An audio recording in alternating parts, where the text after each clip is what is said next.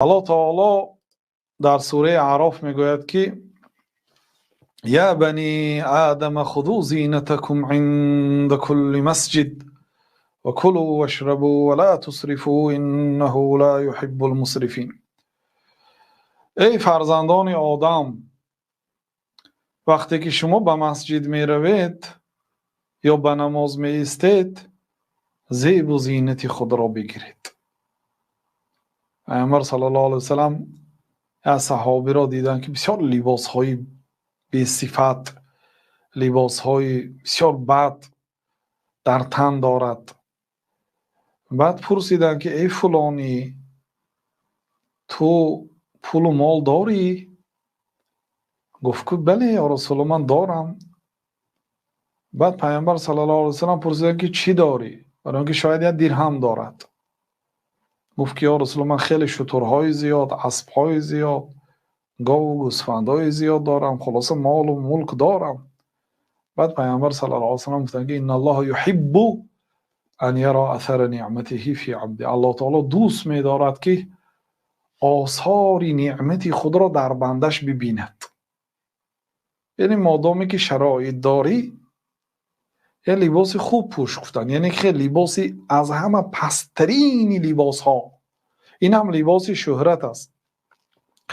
لباس شهرت پوشتن ممکن است. لباس شهرت چیست؟ لباسی که با آن لباس شما در بین مردم مشهور میشید، هیچ کسی ندارد مگر شما، خواه لباس قیمت باشد خواه لباس ارزان. اگر همین لباس ارزانی که امروز حتی کمبغل ترین آدم ها نمی پوشد، بعضی انسان ها خیلی خصلت داشتن لباس های ارزان قصدن یافته می پوشیدن تا اینکه مردم اعتقاد کند که اینا آدم های ماشاءالله، آدم های از دنیا روی گردانیده، آدم های بدین روی آورده، گفته اعتقاد کند و با همین باره پول جمع میکردن. بعد یعنی با همین مقصد اینه که مردم آنها رو احترام کند، چون که مردم غالبا آدم کمبغل، آدم خاکسار را دوست می‌دارد. بله، خاکساری با لباسی ارزان پوشیدن نیست. وقتی که پیامبر صلی الله علیه و سلم درباره کبر سخن کردن، گفتن که کسی که اگر مثقال ذره کبر داشته باشد، من کان فی قلبه مثقال ذره من کبر لا يدخل الجنه. مثقال ذره اگر در قلبش کبر داشته باشه، کلانیگری داشته باشه، به جنت نمی‌داره. بعد یه صحابه سوال کرد، گفت یا رسول الله الرجل يحب ان يكون نعله حسنا. یه مردک دوست می‌دارد که پای افضالش زیبا باشد، لباسش زیبا باشد. بعد پیامبر صلی الله علیه و سلم گفت که ان الله تعالی جمیل و یحب الجمال.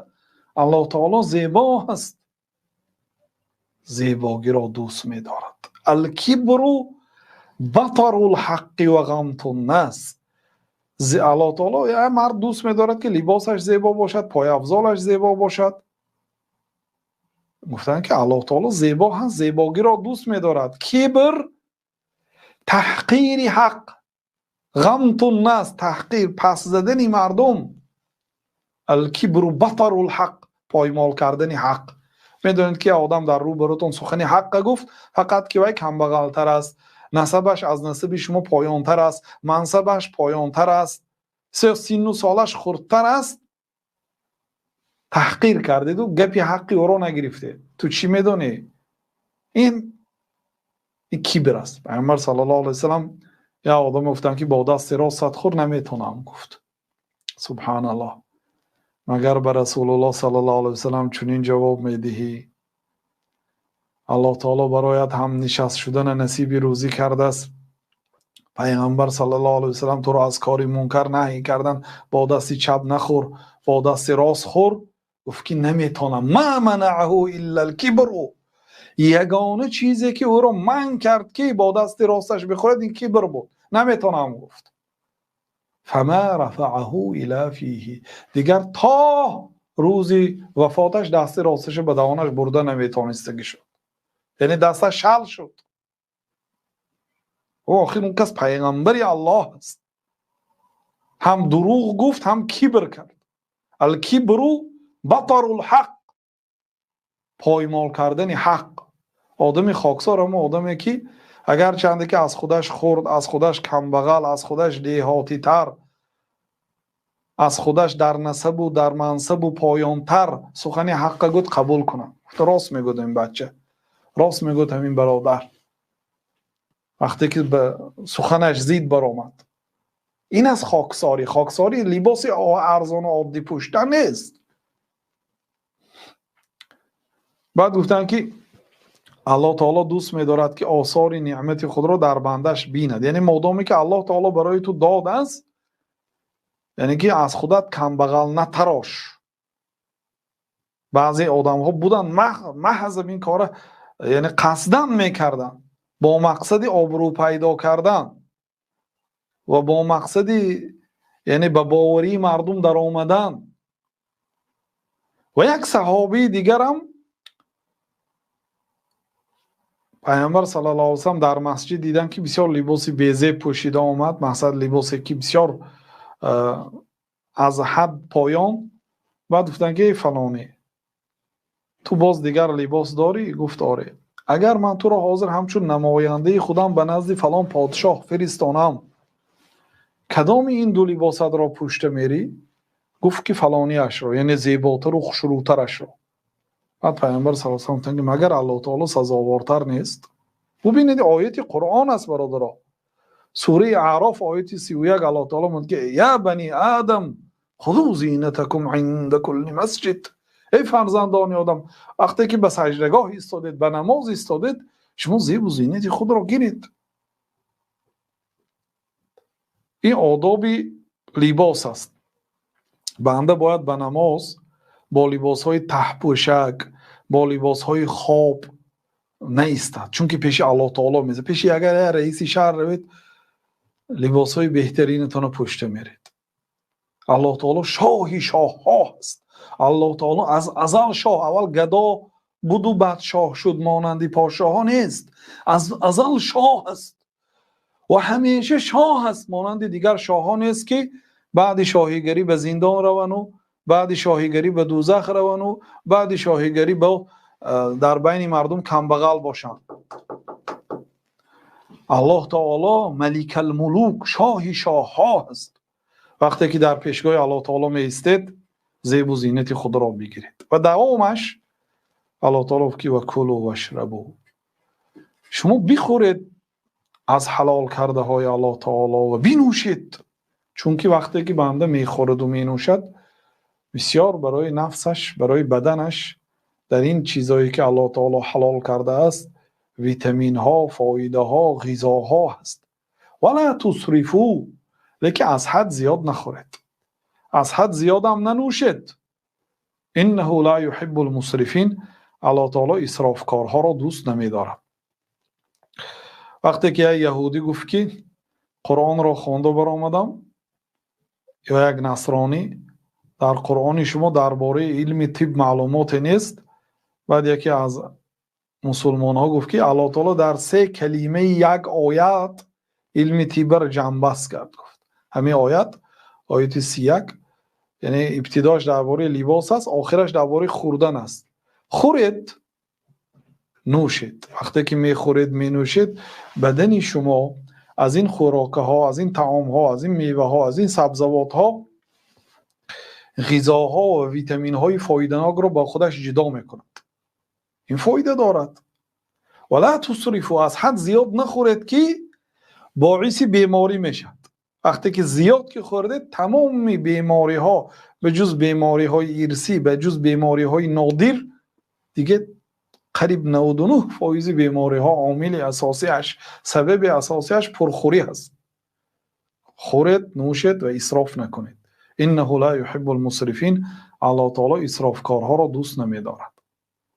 یعنی ماه مبارک رمضان وقتی که نزدیک می شود، بعضی انسان ها به ماه رمضان آمادگیشان به طعام خری و به بازار روی و با این چیزا آمادگی میبینند. خوب است که به هر حال به ماه رمضان اهمیت میدهند، ولی ماه رمضان ماه خوردن و نوشیدن نیست.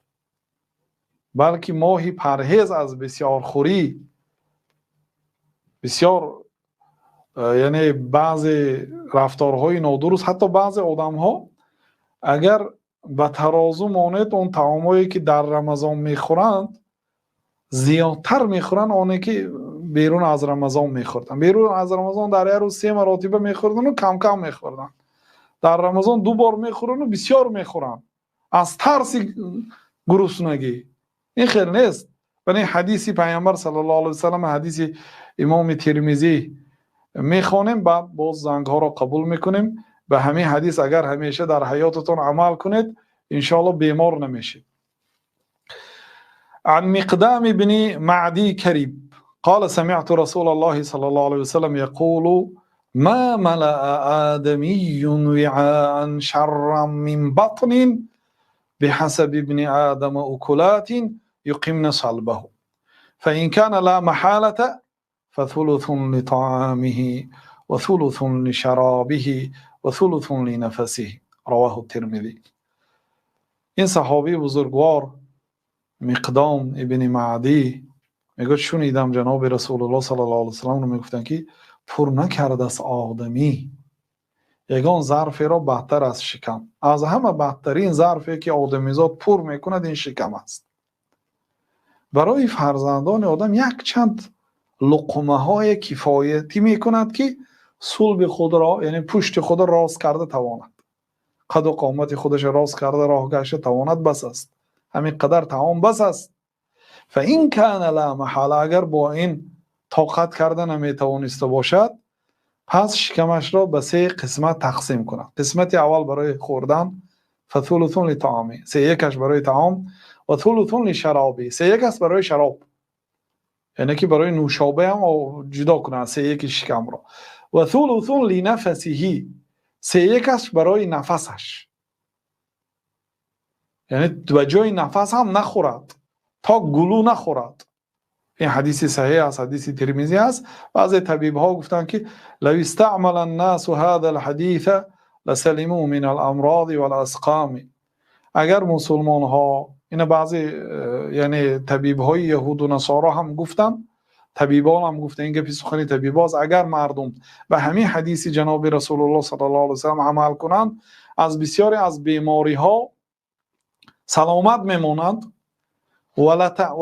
ولا تعطلت دکاکین الصیادله، دکان های این دارو فروش ها ویران میشد. دارو فروش ها دکان هاشون محکم میکردین اگر مسلمان ها به این حدیث عمل کنند. اگر یعنی عمومی مردم، یعنی دیگه هیچ کسی دارو نمیخرد، کم آدم ها که دارو میخرد دیگر از دارو فروشی فایده نمیموند، مجبور میشد دارو فروش دکان دارو فروشی را محکم میکنه. فاسألوا أهل الذكر إن كنتم لا تعلمون. و اگر خود نمیدانید از اهل علم بپرسید.